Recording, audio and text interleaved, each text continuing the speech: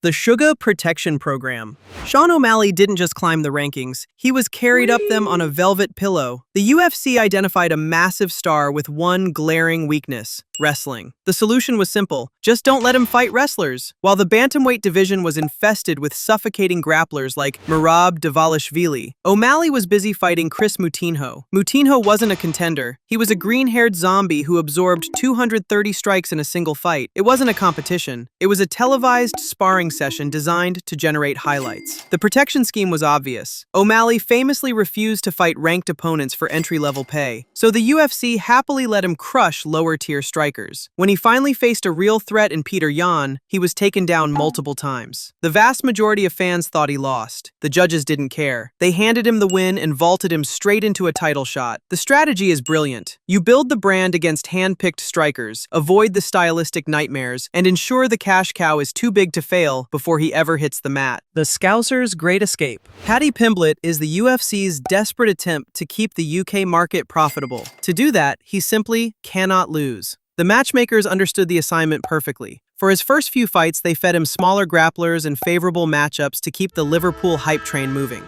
But at UFC 282, the guardrails completely failed. Paddy was matched against Jared Gordon, a gritty veteran who refused to follow the script. Gordon didn't care about the hype. He controlled the center of the cage. He landed the heavier shots. He made the next Conor McGregor look like an amateur. By the end of the third round, Gordon was celebrating while Paddy looked ready to go home. Then, the impossible happened. All three judges awarded Pimblett the decision. It was a robbery so egregious that even Dana White looked uncomfortable. The UFC protected their investment. Whether it was gross incompetence or convenient judging, the result was the same. The cash cow stayed undefeated, and competitive integrity took the night off. The Conor privilege. Conor McGregor does not exist in the same reality as other fighters. For the rest of the roster, a loss is a career setback. For Conor, it's just a marketing angle. He is the only athlete who can tap out on national television and immediately demand a promotion. After Nate Diaz choked him out in the second round, the UFC didn't tell him to work his way back up. They gave him an immediate rematch. He won a majority decision that could have gone either way, and boom,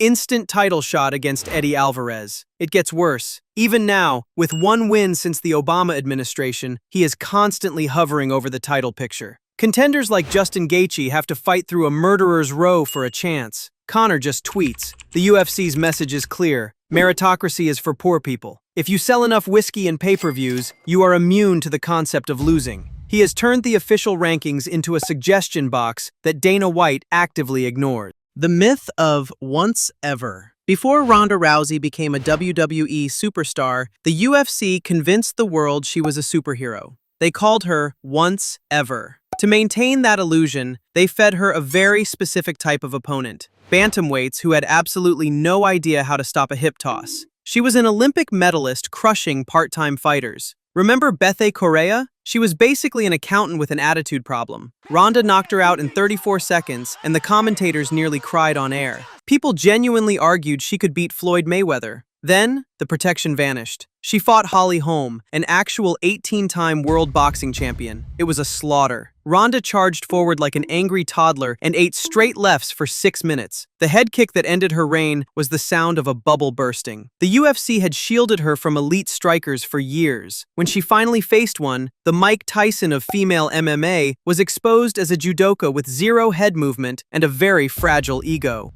The midlife crisis experiment. CM Punk's UFC run wasn't a sports career. It was a delusional fantasy camp for a millionaire, funded by pay-per-view buys. The UFC allowed a 37-year-old man with zero amateur fights and zero martial arts experience to step into the octagon. There are guys sleeping in their cars who can't get a contract, but Punk skipped the line because he was famous for fake fighting. The protection here wasn't about shielding him from tough opponents, it was shielding him from reality. They handpicked Mickey Gall to gently strangle him. It took 2 minutes.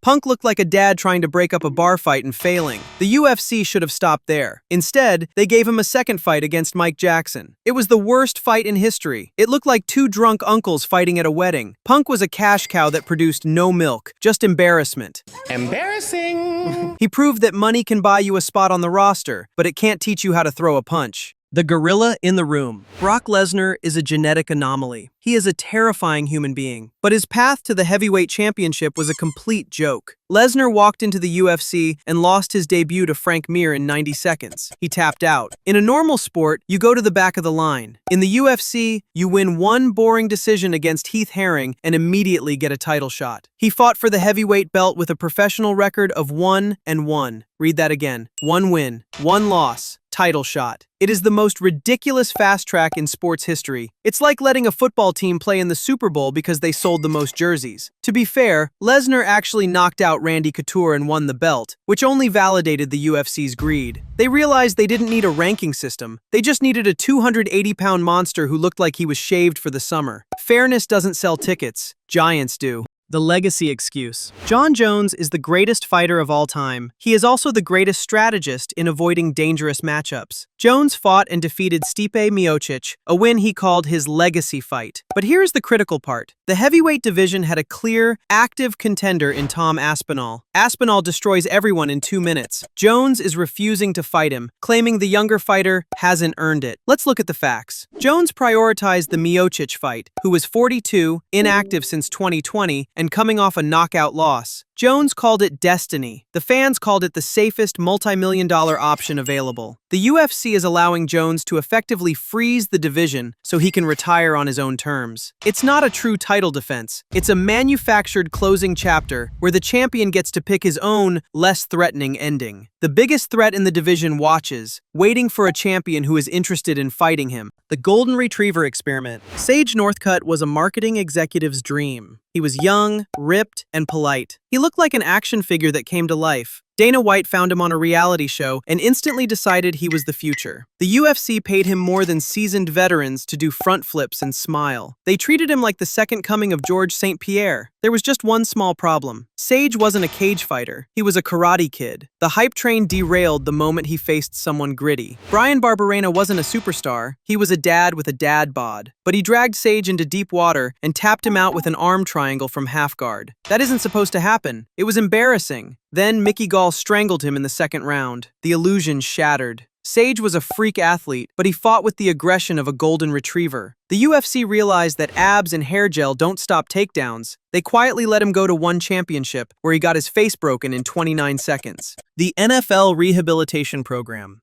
The UFC has a very flexible moral compass. Greg Hardy was exiled from the NFL for domestic violence issues. Most companies would ban him. Dana White saw a marketing opportunity. He put Hardy on the main card immediately. The plan was simple. Take a freak athlete, feed him untalented heavyweights, and build a new heavyweight star. They protected him from the elite of the division for as long as possible. They wanted us to forget his past and marvel at his power. It was a disaster. Hardy wasn't just unlikable, he was unintentionally hilarious. This is the man who used an asthma inhaler in the middle of a fight because he got tired. You can't make this up. He asked the commissioner if he could take a puff between rounds. The experiment ended exactly how everyone hoped it would. He started facing real fighters like Tai Tuivasa and Marcin Tybura, and he got smashed. The UFC cut him, and he went on to get knocked out in bare-knuckle boxing. It was a perfect ending to the worst PR stunt in MMA history. The gorilla who wasn't ready. Darren Till is the ultimate cautionary tale of the fast track. He is the proof that the UFC's greed can ruin a career. After Conor McGregor, the promotion was desperate for another European superstar. Till beat an aging Donald Cerrone, and the UFC strapped a rocket to his back. They skipped him past the entire line of contenders and threw him into a title fight against Tyrone Woodley. He was 25 years old, he was undefeated, and he was completely unprepared. The fight was painful to watch. Till froze under the bright lights. He landed absolutely 0 significant strikes in the entire fight before getting choked out in the second round. It broke him. The UFC had pushed him too far, too fast. He returned to face Jorge Masvidal and got knocked out cold in his own country. He went from being the future of the division to being released from his contract in record time. He had the talent to be a champion, but the UFC prioritized selling tickets over building his skills. They cashed out on his hype, and he paid the bill with his chin.